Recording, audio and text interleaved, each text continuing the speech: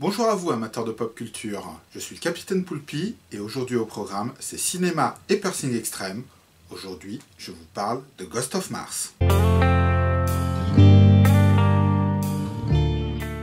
Ghost of Mars est un film américain datant de 2001 et réalisé par John Carpenter, un maître de l'horreur et de la science-fiction avec une filmographie qui est juste absolument énorme, en béton renforcé de vibranium que je vous invite à découvrir. Le film prend place sur Mars, au XXIe siècle, où un groupe de policiers est chargé de se rendre dans une petite ville minière afin d'en rapatrier un criminel, Desolation Williams. Tout part en vrille quand ils découvrent que les habitants de la ville sont devenus des monstres assoiffés de sang et des cosplayers de Marilyn Manson, et qu'ils vont devoir s'allier avec Williams et ses acolytes afin de rester en vie.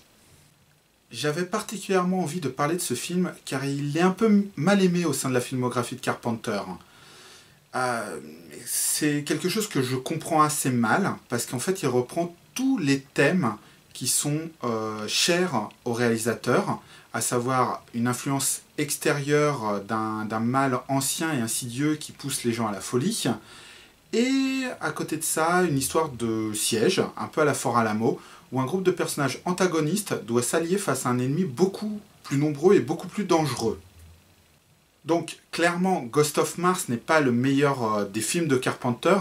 mais je le trouve quand même bien réalisé avec un scénario particulièrement simple et efficace qui va droit à l'action. Ça alterne une ambiance pesante et parfois un peu gore avec une action frénétique.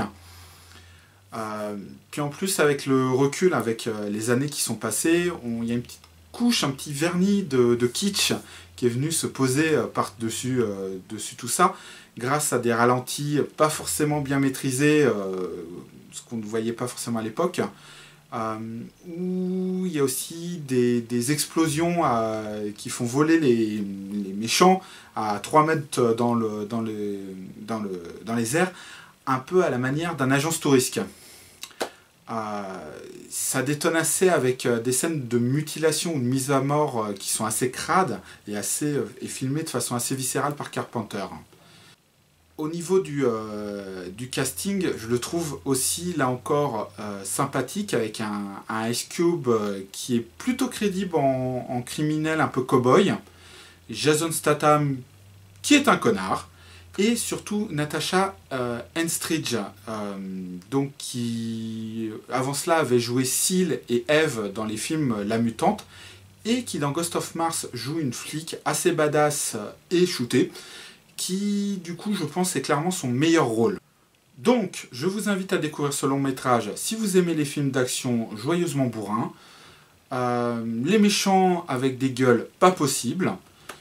J'espère que je vous ai donné envie de découvrir ce film. Je vous invite à partager cette vidéo si elle vous a plu, à me laisser un commentaire, et je vous souhaite à très bientôt pour de nouvelles aventures.